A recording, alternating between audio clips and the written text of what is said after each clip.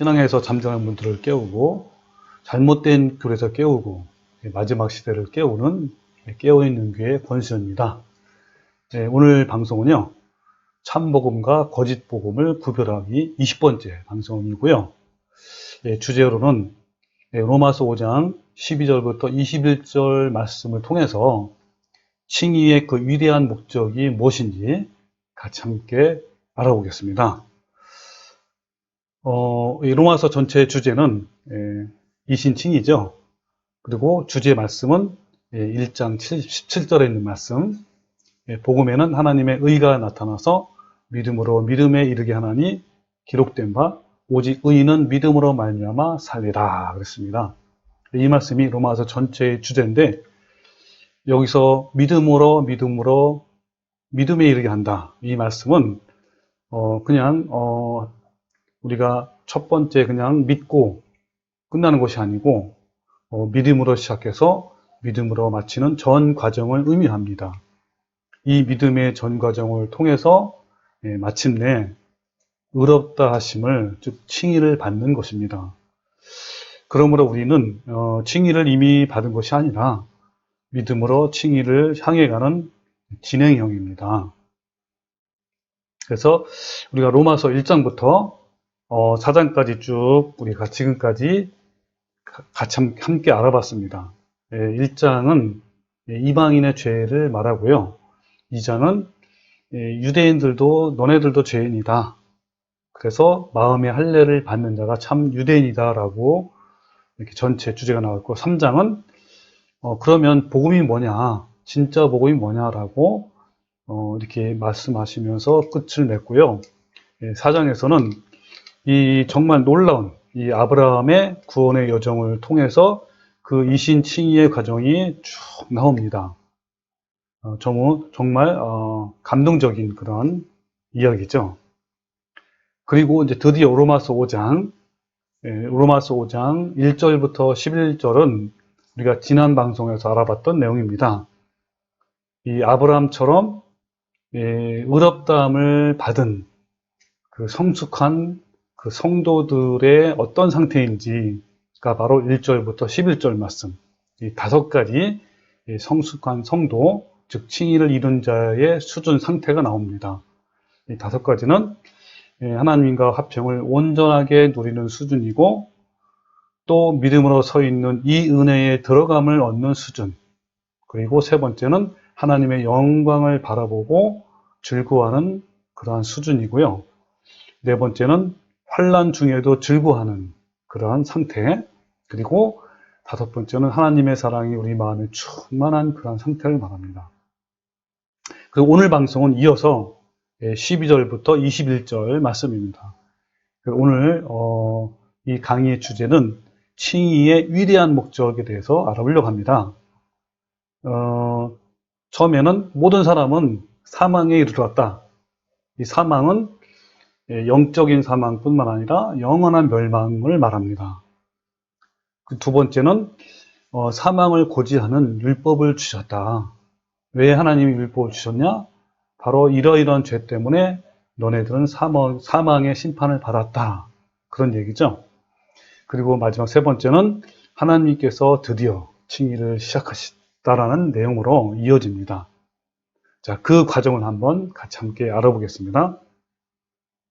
자, 그러면 지난 방송에서 나타난 그 로마서 1장 5장 1절부터 5절 말씀 5가지 성숙한 성도, 즉 칭의를 이룬 자의 수준의 상태가 나옵니다. 그걸 한번 읽어볼게요. 그러므로 우리가 믿음으로 의롭다 하심을 받았으니 우리 주 예수 그리스도로 말미암아 하나님과 화평을 누리자. 이 첫 번째죠. 또한 그로 말미암아 우리가 믿음에 서 있는 이 은혜에 들어감을 얻었다. 세 번째는 하나님의 영광을 바라보고 즐거워하느니라. 이 세 번째고, 그 다음에 다만 이뿐만 아니라 우리가 환난 중에도 즐거워하나니 이는 환난은 인내를, 인내는 연단은 소망을 이루는 줄 알미로라. 이게 이제 네 번째죠. 그리고 소망이 우리를 부끄럽게 하지 않냐면 우리에게 주신 성령으로 말미암아 하나님의 사랑이 우리 마음에 부은 바 되었다, 그러고 했죠. 이 5가지가 바로 성숙한 성도의 수준입니다. 그래서 아브라함은 이 이신칭의를 시작한 지 55년 후에, 즉 135세에 그 아들 이삭을 제단에 바칠 때 드디어 이신칭의를 이루었습니다. 이 이신칭의를 이룬 아브라함처럼 신앙이 성숙한 자는 완전히 자아가 죽어 있는 상태를 말합니다. 여러분, 죽은 시체처럼 그 옛자, 우리의 정욕과 탐심이 죽어서 어떤 자극에도 반응을 할 수가 없는 겁니다. 그래서 이제는 어떤 상황에도 온전히 5가지 높은 차원의 영적인 것을 누릴 수가 있었던 거죠. 여러분, 그 이신칭의를 이룬 아브라함의 신앙의 성숙을 보십시오. 이제 아브라함은 그 어떤 상황에도 마음에 심겨진 고요함과 평강을 흔들리지 아니합니다. 그 누구도 그 평강을 빼앗을 수 없습니다. 이 5가지 높은 차원의 영적인 것을 온전히 누릴 수가 있었던 겁니다. 자, 이것이 바로 하나님이 원하는 믿음의 수준이에요. 날마다 자기 십자가를 지고 가는 삶의 모습. 그래서 두렵고 떨림으로 이루는 구원의 결과가 바로 이 수준이라는 겁니다. 자, 여기까지가 바로 지난 방송이고요. 자, 이제 5장 12절부터는 아까 말씀대로 칭의의 위대한 목적에 대해서 나옵니다. 자, 그걸 같이 한번 함께 알아볼게요. 자, 첫 번째는 모든 사람은 사망에 이르렀다 그랬습니다. 5장 12절 말씀. 그러므로 한 사람으로 말미암아 죄가 세상에 들어오고 죄로 말미암아 사망이 들어왔나니 이와 같이 모든 사람이 죄를 지었으므로 사망이 모든 사람에게 이르렀다 그랬습니다. 여기서 한 사람으로 말미암아 죄가 세상에 들어오고, 이거를 헬라어 원문으로 직역하면 한 사람을 통해서 그 죄가 세상에 들어왔다라고 이렇게 해석할 수가 있습니다. 여기서 한 사람은 당연히 아담을 말하죠. 예, 아담 때문에 죄가 세상에 들어왔습니다. 예, 아담 이전에는요, 죄가 세상에 들어오지 않았습니다. 죄는 차단되었고, 또 아담은 죄를 전혀 몰랐어요. 마치 바이러스가 차단된 무균실처럼 죄의 오염이 전혀 없었습니다. 그러나 그 아담이 불순종의 범죄를 저지르자 차단되었던 죄는 아담을 통해 세상 속으로 흘러 들어온 거예요. 예, 하나님께서 아담에게 선악을 알게 하는 나무의 실과를 먹지 말라고 명령하셨는데 그가 그 명령을 불순종했습니다. 그래서 죄가 그를 통해 빠르게 세상 속으로 들어온 거예요. 곧 불순종으로 아담은 죄가 들어온 통로가 된 겁니다. 아담은 죄의 통로가 된 거죠. 이 무균실에 그 작은 바이러스가 침투하자 마치 바이러스가 번식하여 무균실 전체가 바이러스로 오염된 것 같은 이치입니다. 이 무균실의 빗장을 벗기고 죄들이 쏟아져 들어오게 한 것이 바로 불순종이었습니다. 그리하여 한 번 세상에 들어온 죄는요, 누룩처럼 퍼진 겁니다. 누구든지 오염된 무균실에 들어오면 그 바이러스에 감염이 됩니다. 마치 한 컵의 독극물이 호수에 부어졌을 때 호수 전체가 오염되어서 그 물속에 사는 생물들 전체에게 영향이 미치는 것처럼 이와 같이 죄는 사람들에게 퍼져나간 거예요. 그 창세기 3장 6절 7절에 보면 여자가 그 열매를 따먹고 자기와 함께 있는 남편에게도 주매 그도 먹은지라 이에 그들의 눈이 밝아졌다 그랬습니다. 여러분, 그 불순종으로 죄를 범한 후에 아담과 하와에게 생긴 것은요, 수치심, 부끄러워서 벗었으므로 부끄럽다 그랬잖아요. 수치심을 느꼈고요. 그 다음에 두려웠다 그랬습니다. 두려움. 그리고 아담과 하는 즉시 죄를 은폐하기도 하고 거짓말하기도 하고 또 남에게 죄를 전가했습니다. 이런 것들이 이제 들어온 거예요. 그리고 그들의 후손에게는 그 죄가 더욱 광범위하게 발전되어 갔습니다. 여러분 잘 아시는 것처럼 바로 첫 번째 아들인 가인은 동생 아벨을 죽이는 살인자가 된 거예요. 그만큼 이 죄의 오염과 속도가 엄청나게 빨리빨리 번지고 퍼진 것이죠. 마치 누룩이 온덩이에 퍼진 것처럼 이 죄가 그렇게 들어온 겁니다. 퍼진 것이죠. 죄는 더욱 성장하여 더 부패해지고 그 결과 사망이 온 겁니다. 이 사망이란 것은 육체적인 죽음과 영적인 죽음, 그리고 지옥의 형벌을 포함하는 말입니다. 자, 12절, 로마서 5장 12절. 이와 같이 모든 사람이 죄를 지었으므로 사망이 모든 사람에게 이르렀다 그랬잖아요. 이걸 직역하면 뭐라 그랬죠? 예, 이같이 그 사망은 모든 사람 속으로 퍼져갔다 그랬잖아요. 여기서 말하는 이 사망.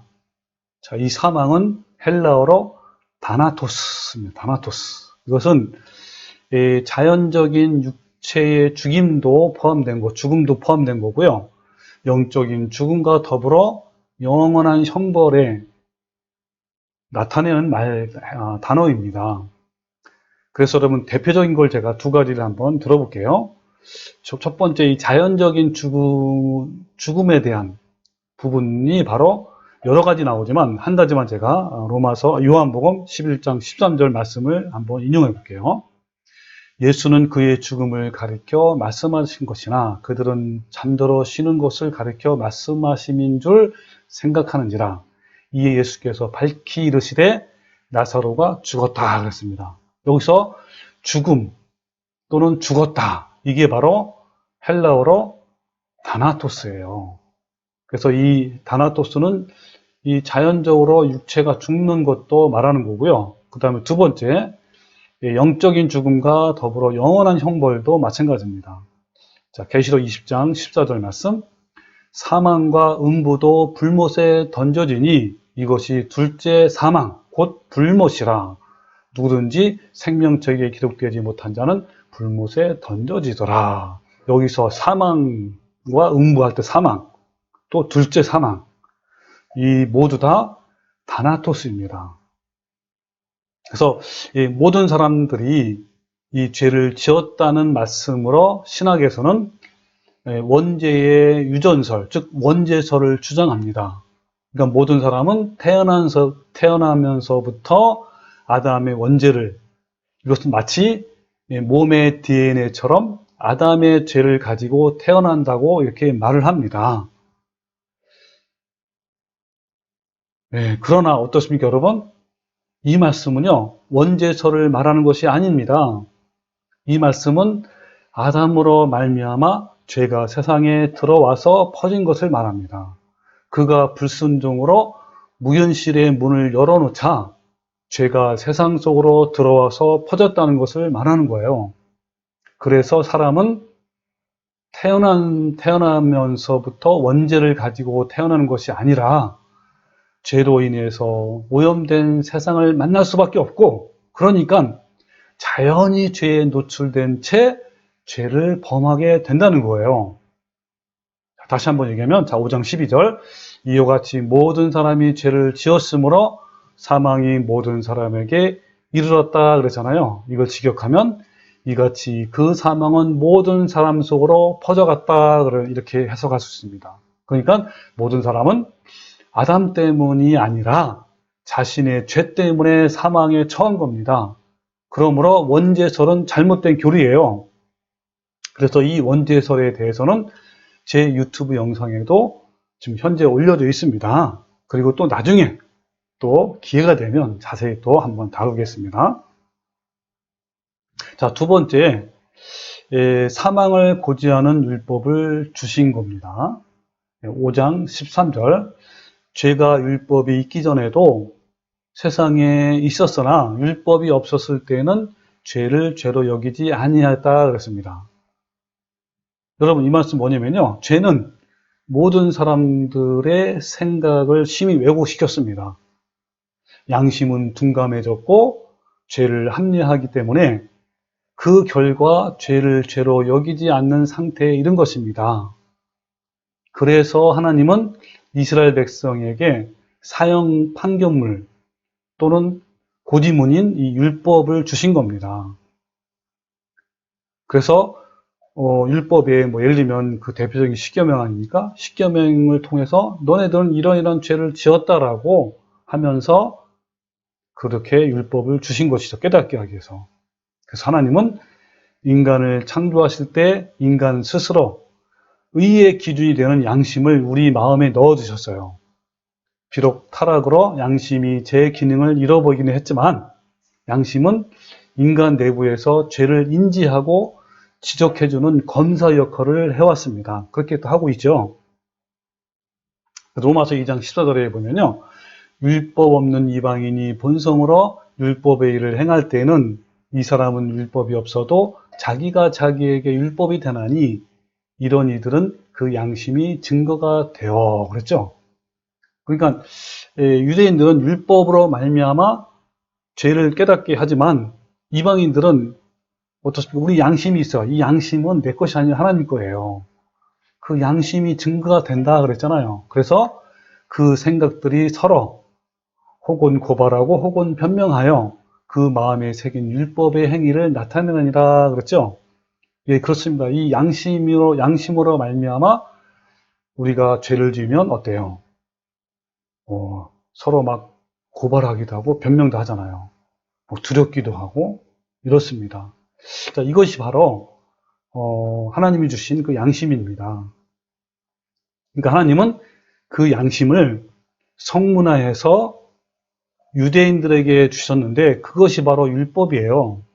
그 율법 중에 대표적인 것이 바로 십계명인데 그 율법은 곧 사형 고지문입니다. 다시 말하면 사형 판결문이에요. 너네는 이런 죄를 지었다라는 것을 말하는 것이고 그러므로 이런 사망에 처할 것이고 그리고 이런 심판을 받을 것이다 라는 판결문입니다. 그런데 유대인들은 율법을 받은 것이 무슨 특권을 받은 것이냐 착각해서 율법을 지킴으로 자기네들은 구원을 받았고 이방인들의 죄를 고지하고 판단하고 심판하는 배심원들의 자리에 앉은 거예요. 그러나 율법을 주신 목적은 모든 사람이 죄를 범했으므로 또 그 죄로 그 범죄로 심판을 받을 것이라는 것을 깨닫게 하기 위한 것입니다. 자, 그 다음에 세 번째, 하나님께서 이제 드디어 칭의를 시작하셨습니다. 자, 5장 14절. 아담의 범죄와 같은 죄를 짓지 아니하는 자들까지도 사망이 왕노릇하였나니 그랬죠. 여러분, 이 아담의 범죄는 바로 불순종이었잖아요. 그러나 아담 후의 자손들은 아담처럼 불순종을 하지 않더라도 그를 통해 들어온 죄에 노출되어 살기 때문에 자연히 죄를 짓게 되고 사망에 이르는 겁니다. 이걸 다른 말로 표현하면 우리 안에 죄의 본성이 가득 찼습니다. 죄의 탐심과 죄의 정욕이 그대로 살아있는 거예요. 그래서 이 세상의 구조가 바로 타락된 구조예요. 자연히 죄를 짓게 되고 자연히 죄의 삭신, 사망에 처하게 된 겁니다. 우리는 이 땅에서 태어나서 이 땅에서 살다가 이 땅에서 죽습니다. 그런데 이 땅 자체가 이미 죄로 관영된 상태이므로 우리는 피할 길이 없어요.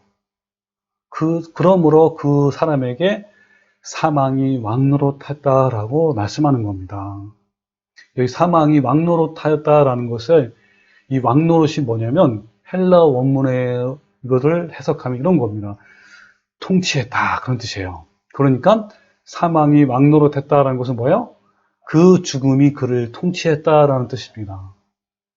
그래서 모든 인간은 죄의 오염으로부터 아무도 자유로울 수가 없기 때문에 사망이 그를 지배한 거예요. 하나님은 사망에 지배된 사람들을 구원하실 계획을 이제 세우신 겁니다. 아담의 불순종과 또 그로 인해 들어온 죄와 사망에서 우리를 건져주시고 생명의 길로 갈 수 있는 길을 열어주신 것이 바로 그 예수님의 복음이에요. 그 참 복음은 예수님의 순종과 그리고 예수님의 십자가로 말미암아 죄를 해결하는 것, 그리고 우리도 예수님을 순종함으로 결국에 얻어지는 영생이 바로 여러분 참 복음입니다. 그러니까 죄가 해결되는 방법은 이신칭입니다. 오직 이신칭이만이 죄를 해결할 수 있는 유일한 방법이며 그 예수님께서는 십자가의 죽음으로 그것을 해결해 놓으셨은 거예요. 그런 의미에서 예수님 그리스도는 제2의 아담이십니다. 이 첫 번째 아담은 죽이는 사람이지만 두 번째 아담은 살려주는 분이십니다. 그래서 아담은 오실자의 모형이라 그런 겁니다. 여기서 모형은요, 헬라어로 티포스예요. 즉 모습이고 모델이고 그림자를 말합니다. 그래서 그리스도 예수님을 통한 하나님의 선물은 아담과 정반대예요. 자, 그걸 한번 요약한 걸 제가 말씀을 드려볼게요. 15절에 보면 아담은 그의 범죄로 사람들은 죽었습니다. 그렇지만 예수님은 많은 사람들에게 생명을 주신 거예요. 정반대죠. 16절에는 아담으로 인해서 심판을 받았지만 예수님으로 인해서 의롭다 하심을 잃은 겁니다. 그리고 17절에는 아담으로 인해서 사망이 왕노로 통치한 거죠. 그렇지만 예수님으로 인해서는 생명이 왕노로 즉 통치를 한 것이죠. 그리고 18절에는 아담으로 인해서 사람이 정죄에 이르렀지만 이제 예수님으로 인해서는 의롭다 하심을 받아 생명에 이른 겁니다. 그리고 19절에서는 아담으로 인해서 사람은 죄인 되었지만 예수님으로 말미암아 이제 의인이 되는 그런 말씀이 나옵니다. 이것이 바로 하나님의 선물과 그리고 아담의 그 죄로 말미암아 생기는 정반대의 그러한 말씀이 나오는 거예요. 자, 그것이 바로 로마서 5장 15절부터 제가 한번 읽어볼게요. 아까 제가 읽어드린 말씀을 생각하면서 한번 들어보시기 바랍니다. 자, 15절. 그러나 이 은사는 그 범죄와 같지 아니하니 곧 한 사람의 범죄를 인하여 많은 사람이 죽었은즉 더욱 하나님의 은혜와 또한 한 사람 예수 그리스도의 은혜로 말미암는 선물은 많은 사람에게 넘쳤느니라. 또 이 선물은 범죄한 한 사람으로 말미암는 것 같지 아니하니 심판은 한 사람으로 말미암아 정죄에 이르렀으나 이 한 사람은 바로 아담을 말합니다. 이 은사는 또 예수님 말씀하죠. 이 은사는 많은 범죄로 말미암아 의롭다 하심의 이름이니라. 한 사람의 범죄로 말미암아 사망이 그 한 사람을 통하여 왕노릇하였은즉 더욱 은혜와 의의 선물을 넘치게 받는 자들은 한 분 예수 그리스도를 통하여 생명 안에서 왕노릇하리로다. 그런즉 한 범죄로 많은 사람이 정죄된 것 같이 한 의로운 행위로 말미암아 많은 사람이 의롭다 하심을 받아 생명에 이르렀느니라. 한 사람이 순종하지 아니함으로 많은 사람이 죄인 된 것 같이 한 사람이 순종하심으로 많은 사람이 의인이 되리라 그랬습니다. 이 말씀을 제가 요약한 말씀이 바로 이 5가지 예수님을 통한 하나님의 선물과 아담의 이 반대되는 말씀입니다. 자, 그래서 이제 보겠습니다. 아담은 이 불순종으로 죄를 유입시켰고 그 결과 사망이 선언되었지만 예수님은 순종으로 말미암아 죄를 해결하는 법을 가져오셨고 그 결과 생명이 선언된 것입니다. 여러분, 이 땅에서 예수님은 철저히 순종했습니다. 그의 전 삶을 순종하셨고요. 그리고 마지막에는 잔을 마시는 것, 이 겟세마네 기도에서 그 쓴 잔을 마셨습니다. 그리고 십자가의 죽음에 이르기까지 순종하셨습니다. 예수님의 가장 견디기 힘들고 고통스러운 것은요, 십자가를 지는 것이 아니라 겟세마네 동산에서 잔을 마시는 그 사건입니다. 이 잔을 마시는 그 사건이 바로 죄의 전가를 말합니다. 구약시대 때에 사람들이 죄를 지으면 그 죄를 동물에게 전가시키잖아요. 바로 그것이 바로 겟셋마네 동산에서 인류의 모든 죄를 하나님께서 그 예수님께로 전가하신 바로 그 순간이 바로 겟셋마네 동산에서 있었던 겁니다. 그러나 예수님은 순종하셔서 그 잔을 다 마셨고 십자가에 죽기까지 순종하신 겁니다. 아담의 불순종을 완전한 순종으로 바꾸어 놓으신 거예요. 그래서 예수님은 아담의 범죄로 들어온 그 죄를 해결할 수 있는 방법으로 바로 이신칭의를 만들어 놓으신 겁니다. 빌립보서 2장 6절에 보면요. 그는 근본 하나님의 본체시나 하나님과 동됨을 취할 것으로 여기지 아니하시고 오히려 자기를 비어 종의 형체를 가지사 사람들과 같이 되셨고 그 사람의 모양으로 나타나사 자기를 낮추시고 죽기까지 복종하셨으니 곧 십자가에 죽으심이라 그랬습니다. 여러분, 예수님은요, 아담이 불순종으로 유입시킨 죄를 해결하시는 방법을 가져오신 거예요. 바로 그것이 이신칭의입니다. 이신칭의를 통해 사람은 죄를 해결할 수 있는 거예요. 그리고 그 결과 칭의는 우리에게 생명을 주시는 겁니다. 로마서 5장 21절 이는 죄가 사망 안에서 왕노릇한 것 같이 은혜도 또한 의로 말미암아 왕노릇하여 우리 주 예수 그리스도로 말미암아 영생에 이르게 하려 함이라 그랬습니다. 자, 이걸 직역하면 죄가 사망 안에서 통치했던 것처럼 은혜도 우리의 주님이신 예수 그리스도를 통해서 영원한 속으로 또 영원한 생명을 향해서 의를 통하여 통치하려 한다 이렇게 말씀하고 있는 겁니다. 여러분, 지금까지 모든 사람들이 사망 안에서 죄가 그 사람을 통치했던 것처럼 하나님의 은혜가 적용된 사람은, 이 하나님의 은혜가 적용된 사람은 어떤 뜻이냐면 머리로 믿고 입으로 신하는 것이 아니라 전 삶을 통해서 이루어진 그 믿음을 말합니다. 그래서 칭의를 받은 사람들로부터 하나님의 호의가 시작되는 겁니다. 그러니까 하나님의 호의는 이 두 가지가 있어요. 즉 보편적인 호의와 특별한 호의가 있는데, 이 보편적인 호의는, 즉 은혜는 만민에게 베푸시는 하나님의 호의입니다. 즉 은혜입니다.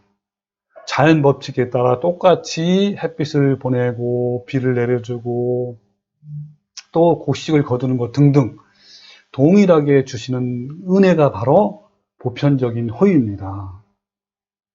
십자가의 복음을 깨닫는 은혜도 바로 보편적인 은혜예요. 그러니까 하나님은 만인이 복음을 깨달을 수 있도록 보편적인 은혜를 주셨습니다. 그래서 누구든지 믿을 수 있도록 하나님이 다 도와줬습니다. 그러나 그것이 칭의는 아닙니다. 복음을 깨닫고 그 다음에 칭의는 아브라함처럼 자아가 죽어나가는 모든 삶을 통해서 완전한 하나님의 사람의 모습으로 변화되는 그 상태를 가리켜서 의롭다함을 받는 것입니다.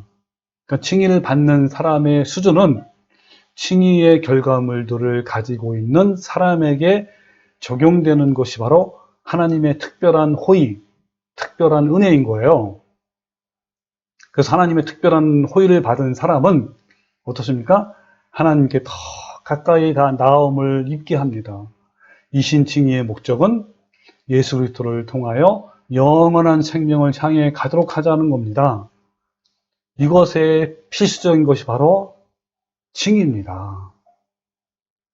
이 은혜, 카리스, 호의죠, 호의. 카리스는 하나님의 친절임의 호의입니다.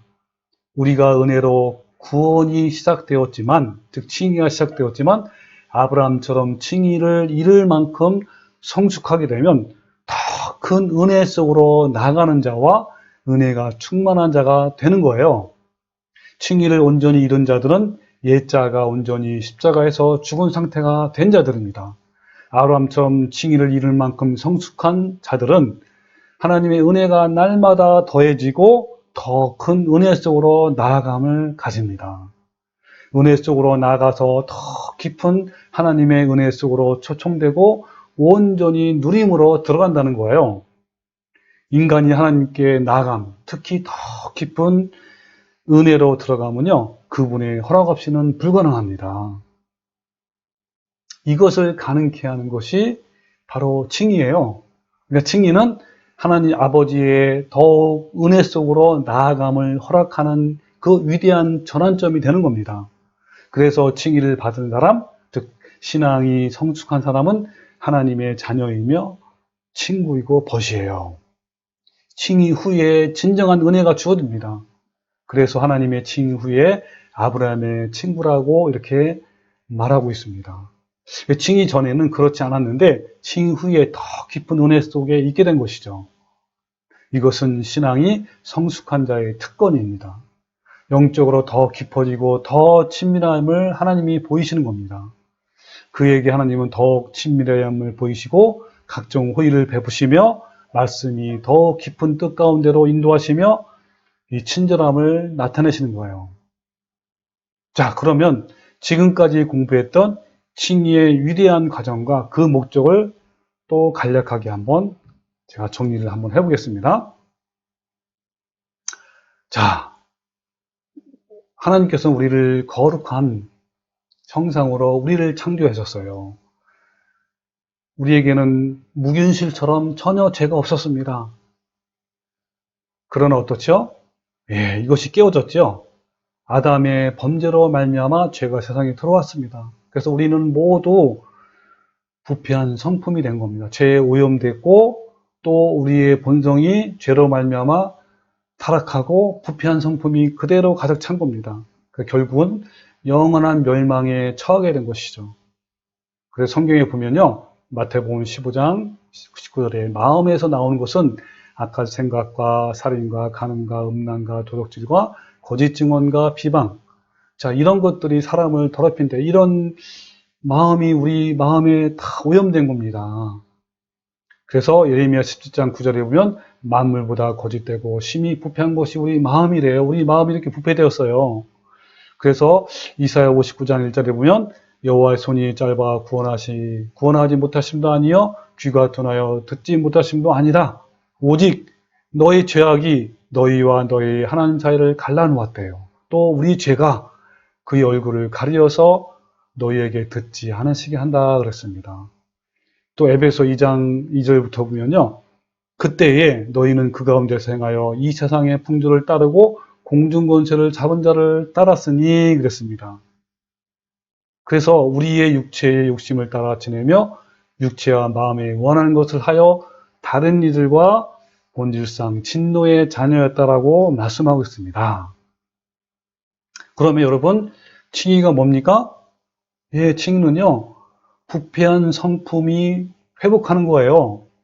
어떻게 회복되는 겁니까? 하나님의 거룩한 형상으로, 즉 예수님의 성품이죠. 바로 아브라함이 135세에 이룬 칭의를 말합니다.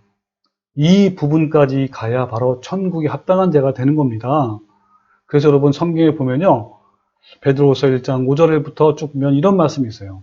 그러므로 더욱 힘써 너의 믿음의 덕을 덕의 지식의 절제를 절제의 인내를 인내의 경건을 경건의 형제의 우애를 형제의 우애의 하당을 더하라. 이같이 하면, 자, 이같이 하면 뭡니까? 어떻게 하면?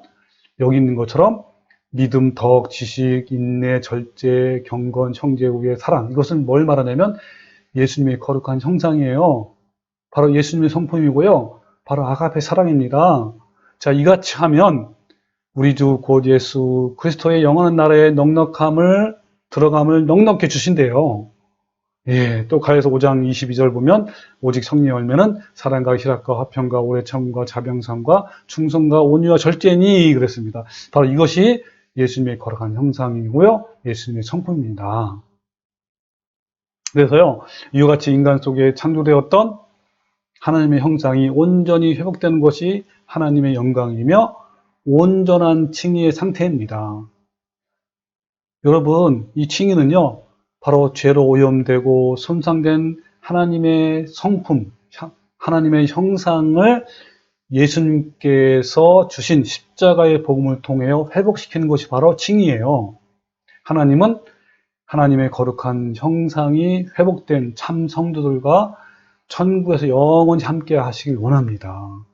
하나님은요, 능력 있는 사역자, 전도를 잘하는 사람, 기도를 많이 한 사람, 봉사와 헌금과 구제와 이런 걸 많이 하는 사람과 함께 하고자 한 것이 아니라 자기 형상, 하나님 예수님의 성품을 가진 자와 영원히 함께 하고 싶은 것입니다. 자, 그래서 어떻습니까? 하나님이 칭의를 시작하신 거예요. 여러분, 칭의의 시작은 하나님이 하신 것입니다. 예수님이 이 땅에 오셔서 화목제물로 되신 거예요. 그래서 로마서 3장 25절 이 예수를 하나님이 그의 피로써 믿음으로 말미암는 속죄, 이 속죄가 바로 화목제물이고요. 구속 속량입니다. 속죄로 세우셨으니 이는 하나님께서 길이 참으시는 중에 전에 지은 죄를 간과하심으로 자기의 의로우심을 나타냈다 그랬습니다. 여러분, 칭의의 시작은요, 즉 구속 속량입니다. 이것은 하나님이 하신 거예요. 예수님의 피로 죄사함 받고요, 예수님을 고백하고 영접하는 것입니다. 이것은 예수님이 모두 하신 겁니다. 우리는 값없는 은혜를 받은 거예요. 새롭고 살 길을 하나님이 열어주신 것입니다. 여러분, 이것이 바로 믿음의 시작이고요. 이것이 바로 칭의의 시작입니다. 그래서 히브리서 10장 19절에 보면요, 그러면 형제들 우리가 예수의 피를 힘입어 성소에 들어갈 담력을 얻었대요. 이것은 휘장 가운데로 열어놓으신 새롭고 살 길입니다. 그래서 우리는 어때요? 참 마음과 온전한 믿음으로 함께 나가자 그렇습니다. 즉 뭡니까? 이제 날마다 성령님의 도우심으로 거룩한 형상을 회복하자 이런 거예요. 여러분, 구속은 절대적으로 하나님의 은혜로 시작된 것이며 인간은 어떠한 것도 하지 않았습니다. 오직 인간을 불쌍히 여기시는 전적인 하나님의 은혜에 기초한 하나님의 선물이에요. 이 구속은요, 인간이 참여할 수도 없는 하나님의 일방적인 계획이며 실행입니다. 하나님 홀로 완성하신 거예요. 이제 예수님의 피로 열어놓으신 칭의의 길을 우리는 성령님의 도우심으로 단대히 걸어가야 합니다. 그 칭의의 길은 광야 40년 길이며 치열한 싸움이 있는 거예요. 우리는 구속을 받은 후에 부패하고 타락한 내 자아를 주님께 가지고 와서 상하고 통회한 마음으로 탐심과 정욕을 못 박을 때 우리 마음에 하나님의 사랑이 부어지고 심겨져서 하나님의 거룩한 형상, 예수님의 성품이 점점점 회복되는 것입니다. 자, 그러면 어때요? 이 내면의 변화가 없으면요, 영원한 멸망입니다. 여러분, 우리가 이 칭의를 시작한 것은요, 완전한 구원이 아니에요. 여러분, 우리 안에 내면에 그대로 부패한 성품이 그대로 있어요. 그래서 성경에 보면요, 마태복음 3장 7절에 이런 말씀이 있습니다. 요한이 많은 바리새인들과 사두개인들이 세례 베푸는 데를 온 것을 보고 이르되 독사의 자식들아, 누가 너희를 가르쳐 임박한 진노를 피하라더냐?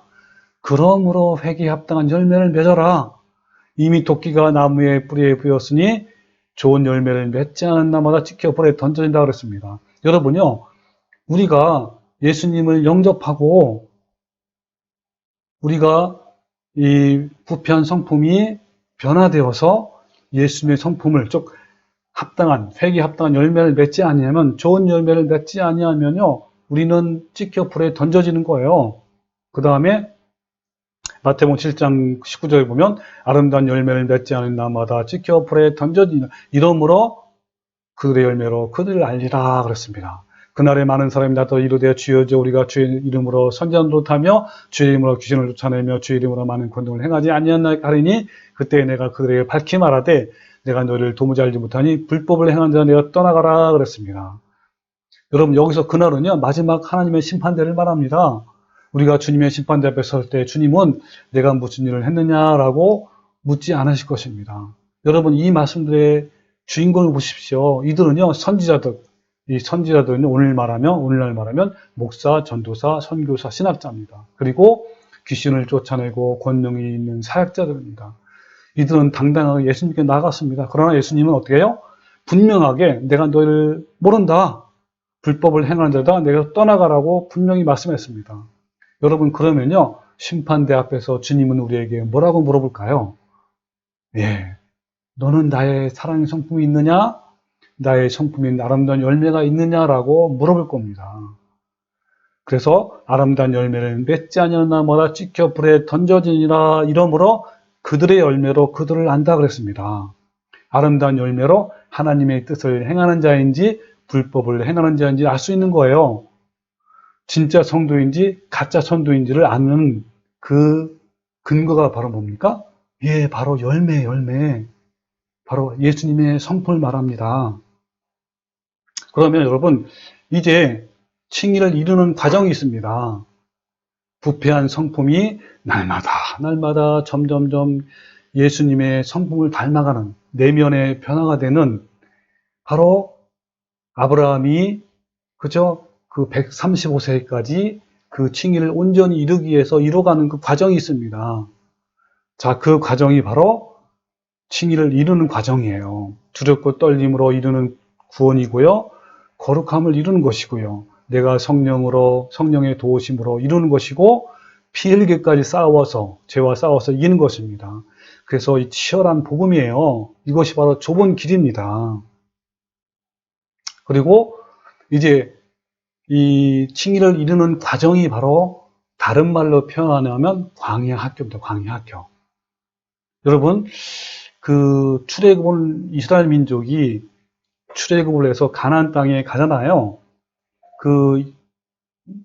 이스라엘 민족이 출애굽을 해서 가나안 땅에 가는 과정이 바로 현재 우리가 구원 칭의를 이루는 과정입니다. 그러니까 이스라엘 민족이 약 200만 명이 출애굽을 했어요. 그 출애굽을 한 것이 바로 칭의의 시작이에요. 학교로 말하면 입학을 한 겁니다. 여러분, 입학한 것이 끝이 아니잖아요. 어떻게 하죠, 그 다음에? 예, 맞습니다. 칭의에 이르는 과정이 있습니다. 이스라엘 민족이 출애굽을 해서 바로 가나안 땅에 들어가는 것이 아니라 40년 동안 광야 생활을 했어요. 그게 바로 거룩함을 이루는 과정이고요. 근데 이스라엘 민족은 2명만 빼고 모두 다 불순종으로 말미암아 원망으로 말미암아 멸망을 당했습니다. 그게 바로 뭡니까? 칭의를 이루는 과정이에요. 그래서 칭의의 완성이 바로 가나안 땅에 들어간 것입니다. 그것이 바로 졸업이에요. 졸업. 광야 학교를 졸업한 거예요. 근데 어떻습니까? 2명만 졸업했잖아요. 여러분, 그래서요, 고린도서 10장 5절에 보면요, 그러나 그들의 다수를 하나님이 기뻐하지 아니하신다 그랬습니다. 왜냐하면 그들이 광야에서 멸망을 받았다 그랬습니다. 여러분, 하나님은 많은 사람을 기뻐하지 않으십니다. 단 한 명이라도, 단 2명이라도요, 정말 하나님의 성품을 닮아가는 자, 닮은 자. 여러분, 바로, 그죠? 칭의를 이루는 자가 바로 하나님이 기뻐하시는 자입니다. 또 마태복음 7장 13절에 보면 좁은 문으로 들어가라 그랬습니다. 멸망으로 들어가는 문은 크고 그 길이 넓어 그리로 들어가는 자가 많고 생명으로 인도하는 문은 좁고 길이 협착하여 찾는 자가 적대요. 여러분, 정말 적습니다. 너무너무 적어요. 그래서 여러분, 이스라엘 민족도 200만 명 중에 2명만 여러분 통과한 거 아닙니까? 오늘날도요, 너무너무 적어요. 너무 좁은 길이고요. 찾는 자가 적습니다. 칭의의 전 과정을 이스라엘의 출애굽 역사를 통해 분명히 알 수가 있습니다. 모든 이스라엘 백성은 유월절과 홍해를 건넌 후에 바로 가나안 땅에 천국에 들어갔습니까? 아니잖아요. 그들은 구속받은 이스라엘 및 백성들은 어때요? 가나안 땅에 가는 40년 동안 치열한 칭의의 전투를 치러야 했습니다. 광야 40년 칭의의 여정을 통해서 그들은 순종해야 했고, 그들은 복종해야 했고, 그들은 믿어야 했고, 그들은 자아를 죽여야만 했습니다. 이처럼 그들에겐 치열한 전투가 기다리고 있었던 겁니다. 그것은 바로 신의 성품, 즉 하나님의 거룩한 형상의 회복으로의 변화되는 싸움인 거예요. 만약 그렇지 못한 사람이 있다면 그들은 광야에서 멸망을 당했습니다. 여러분, 이제 마지막으로 아브라함을 그 칭의를 통한 구원의 여정을 보겠습니다. 자, 아브라함은 창세기 15장 80세에 아브라함이 너의 조상이 별과 같다라는 것을 믿었어요. 그때 하나님이 이신 칭의를 시작한 것입니다. 칭의, 의로 여기신 거예요. 그리고 어떻습니까? 이제 칭의를 이루는 과정이 나옵니다. 창세기 16장부터 21장까지, 즉 81세부터 134세 50여 동안 아브라함은 칭의의 과정을 겪었습니다. 그리고 마침내 칭의를 얻었습니다. 창세기 22장 그 아들 이삭을 제단에 바침으로 말미암아 135세에 칭의를 이룬 거예요. 그래서 창세기 15장 5절에 그를 이끌고 밖으로 나가 이르시되 하늘을 이루러 우러러 무뼈를 찰 수 있나 보라. 그에게 이르되 내 자손이 이와 같으리라. 아브라함이 여호와를 믿으니 여호와께서 그를 의로 여기신 겁니다. 이게 칭의의 시작이고요. 그 다음에 16장부터 21장에는 이스마엘 출생했고요. 99세에 불신했고요. 그랄 왕에게 아내를 누이라고 속이는 이런 지속적으로 구원을 이루는 단계가 나옵니다. 그리고 마침내 그 로마서 2장에 보면 21절에 나옵니다. 자, 야고보서 2장 21절. 우리 조상 아브라함이 그 아들 이삭을 제단에 바칠 때에 행함으로 어렵다심을 받은 것이 아니냐 그랬습니다. 내가 보거니와 믿음이 그와 함께 행함과 함께 일하고 행함으로 믿음이 온전하게 되었느니라 그랬습니다. 여러분, 이제 칭의의 위대한 목적이 무엇인지 이해가 되셨나요? 예, 참 복음을 아는 것은 너무너무 중요합니다. 천국과 지옥을 가르는 중대한 문제입니다. 여러분, 내 주위에 거짓 교리를 믿는 분이 있다면 이 유튜브 영상을 꼭 소개해 주십시오. 특히 내 가족, 친지가 올바른 진리를 모른다면 얼마나 여러분 너무 비참합니다. 여러분, 이 유튜브 방송을 듣는 모든 분들에게 생명으로 인도하는 좁은 길을 가시기를 주님의 이름으로 축원합니다. 아멘.